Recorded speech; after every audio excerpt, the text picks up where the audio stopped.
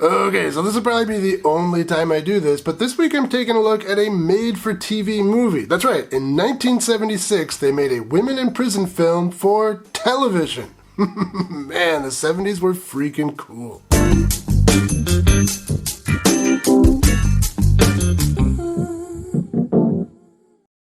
Welcome to Exploitation Reviews, and me, Rob, and today I'm taking a look at Nightmare in Badham County from 1976. This is a made-for-TV women in prison film, but even though it was made for television, they also shot some extra, more adult scenes, nudity and violence, and they put those scenes into the movie for the film's theatrical release in Europe. That's the version I have, but to be honest, the film is quite effective even without the nudity and extra violence.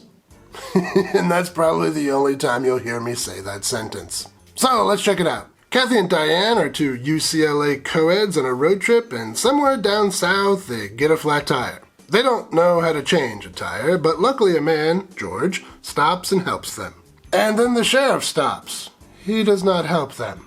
Instead, he berates George for taking work away from the mechanics who work in town. The girls insist George was just doing them a favor. George finishes the job, and before he goes, it looks like he wants to warn the girls, but he doesn't. The girls head into town and drop their car off at a garage for gas and a tire repair, and then they head across the street to a diner. The sheriff comes in and comes over and then comes on a bit too strong. Come in, come over, come on, all different things. Yeah, English is hard. The girls tell him off, and the sheriff leaves the restaurant and goes across the street to have a chat with that mechanic. And then, when the girls leave the restaurant and try to start their car, it doesn't. Coincidence? So now the girls are stuck in this small town waiting for the car to be repaired, so they decide to walk down the street and set up camp in some woods that they had seen. And then the sheriff promptly arrests them for trespassing. Once the sheriff gets them into separate jail cells, he enjoys some grape soda with Diane. The next morning, the girls see the judge, and he fines them $50 for trespassing, and then the girls tell him about the grape soda. The sheriff talks to the judge adds a prostitution charge, and then sentences the girls to 30 days labor on the prison farm. No fair. Turns out the judge is the sheriff's cousin, and this isn't the first time he has covered for him. Do you believe that? I'm shocked. The girls are not allowed a lawyer or a phone call, and they're promptly carted off. Upon arrival at the farm, they try to talk to the warden, but he's not exactly understanding. You here for 30 days minimum. Now, you got any complaints, you're going to have to put them in your prayers because it's too late to make a phone call, and as long as you're on this farm, there are no mail privileges. That's it. Settling in, the girls learn more about this prison farm. That 30-day sentence, that's the minimum. Weeks can be added if they run afoul of any of the rules. And considering how sadistic the guards are, it's pretty easy to run afoul of those rules. And since there's a lot of work to do, and slave labor is what gets it done, the warden is more than happy to allow his guards to add time.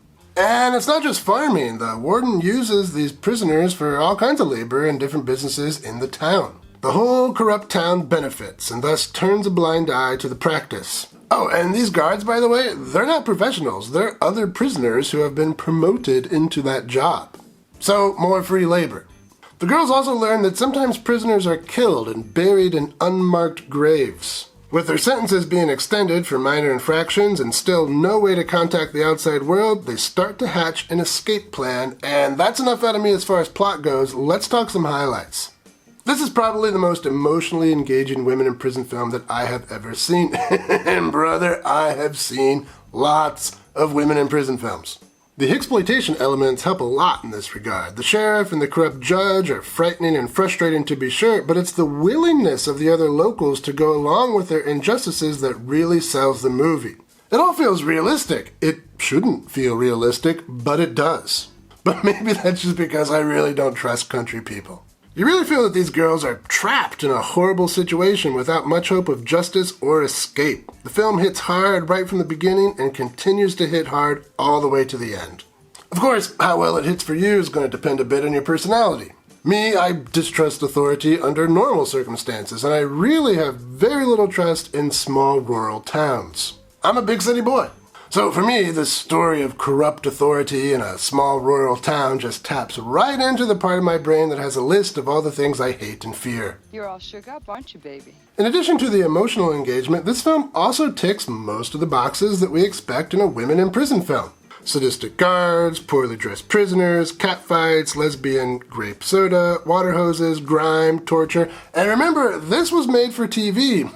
Man, were the 70s ever cool. But the movie's not perfect. Like a lesbian guard trading favors for an extra potato, this film has some shortcomings. Well, I don't have any real complaints about this movie. I like it quite a lot. My only minor quibble is I wish the film had spent more time with Diane. Story-wise, Diane was the one who had grape soda forced upon her, and her safety as a black woman in a racist prison system was more precarious, so she should have been the focus, not Kathy.